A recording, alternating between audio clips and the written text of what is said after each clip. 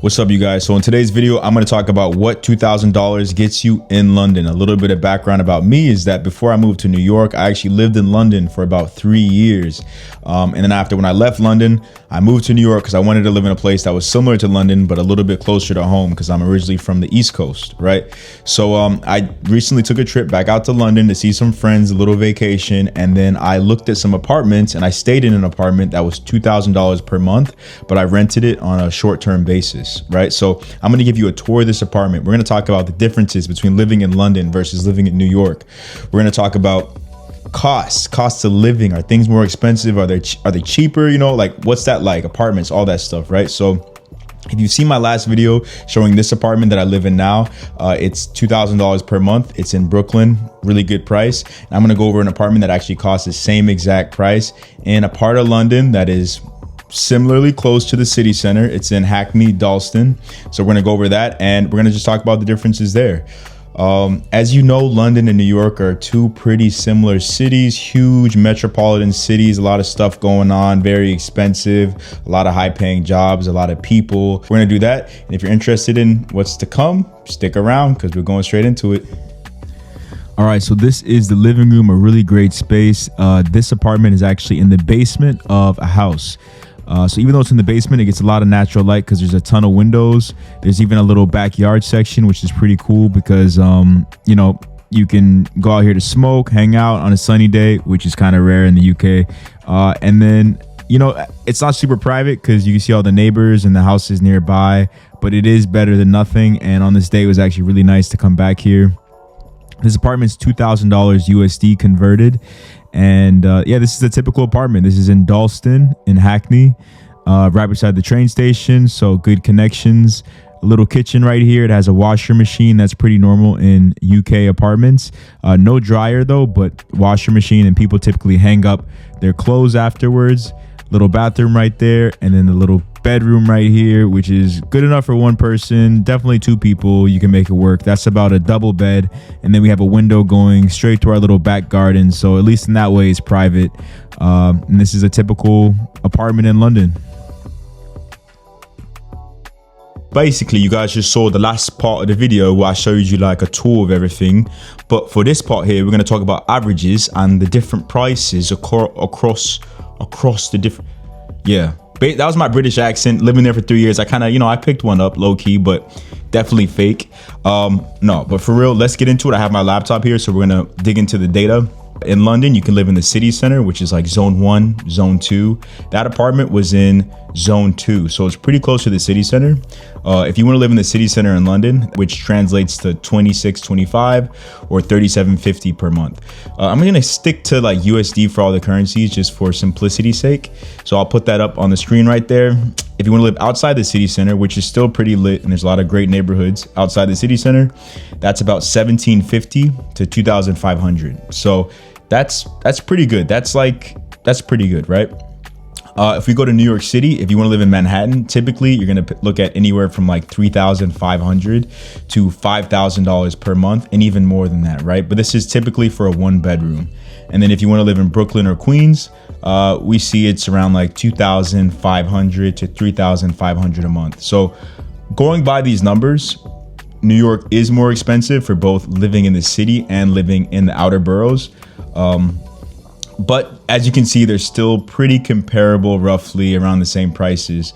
The crazy part that comes in is actually salaries. So one of the reasons why I kind of left London, this is not the only reason, but it's like one of the reasons that kind of like helped me decide, was that the salaries in London are much lower than the salaries in New York City. And that's just a whole European thing versus the US.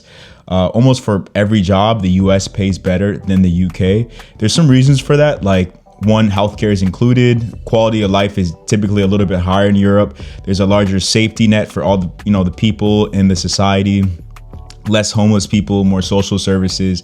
So it does balance in different ways, right? Like money isn't the thing that guarantees your happiness. There's other factors in society that can do that. But if we're just talking about like hard money, New York City and the US overall pays more. So let's look at the average salary in London, which is $50,000 per year. So in London, it's $50,000 per year. That's what we're looking at in London. In New York City, the average annual salary is $70,000 per year. So even in the same currency, it's about $20,000 more. And that's like a broad, brief overview of the two places in terms of costs and things like that. New York City is more expensive, but New York City pays more. And I think if you have a high paying job or a job that you're happy with, you know, salary wise, then you probably have a better life in New York because you have more disposable income versus living in London where the taxes are higher and you probably have less money at the end of the month to do fun things or to spend on whatever you want.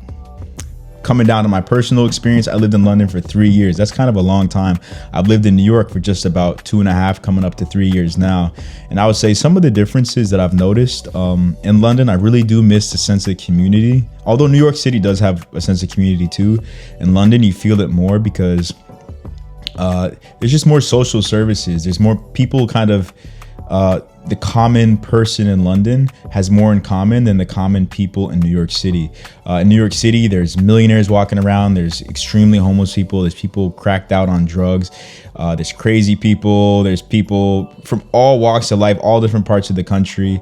And there's less of a feeling of cohesiveness, and it doesn't really feel that, you know, like safe, or like it doesn't really feel like everyone's connected in a certain way. Whereas in London, there's a lot of shared aspects of life. You know what I mean? So this is kind of vague, but I think it kind of ties back to the public services, right? Like everybody can go to the same doctors.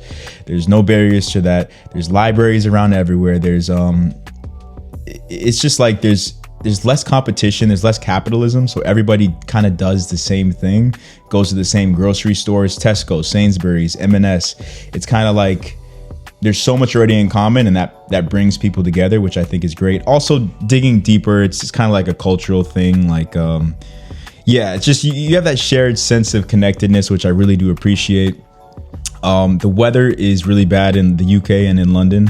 That's just facts. Like, it doesn't get as cold as it does in New York City, but it's literally always gray. It's always gray.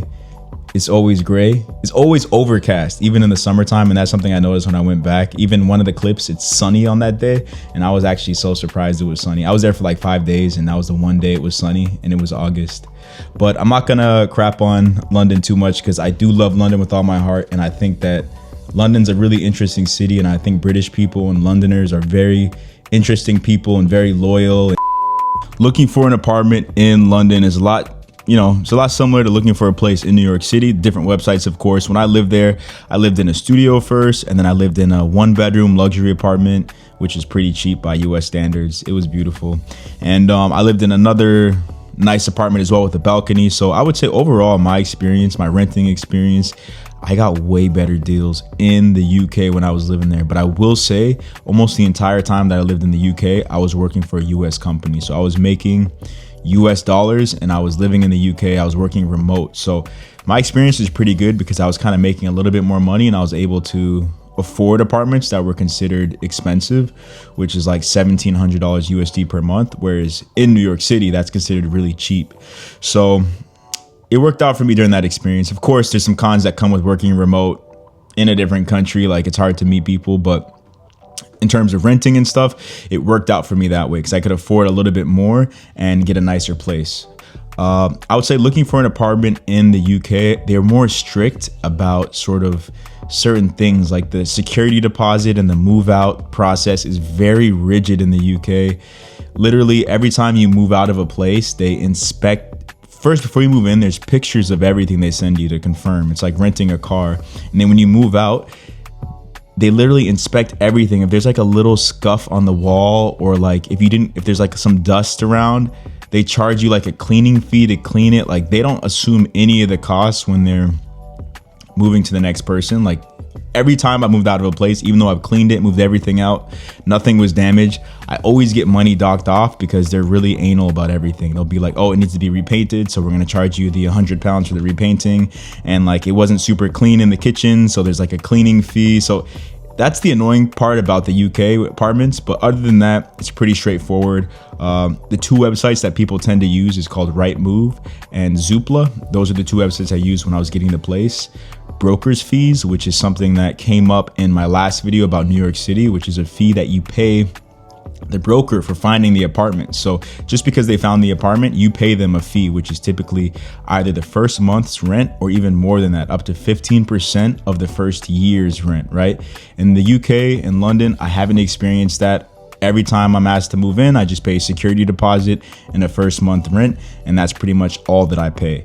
Well, we've come to the end of the video. I want to say thank you guys for watching. I hope I didn't, negatively make any place seem worse than the other, because I really do think they're both different and they both have their pros and their cons. Even when I was on my trip to London, I was like, in the back of my head, I was like, should I move back here? Because I really liked it. Like, I really liked London. But right now I'm happy in New York City. I'm happy with the way my life is going, the setup, how things are, my job, etc. But if you guys like the video, make sure to leave a comment down below. I really appreciate those, so I can see what kind of questions you have or what you want to see next from me. Make sure to like the video, make sure to subscribe. Yeah, I'm gonna make other videos about cost of living, about housing, about my life. If you like the stuff that are coming out, stay tuned, and I'll see you guys in the next video.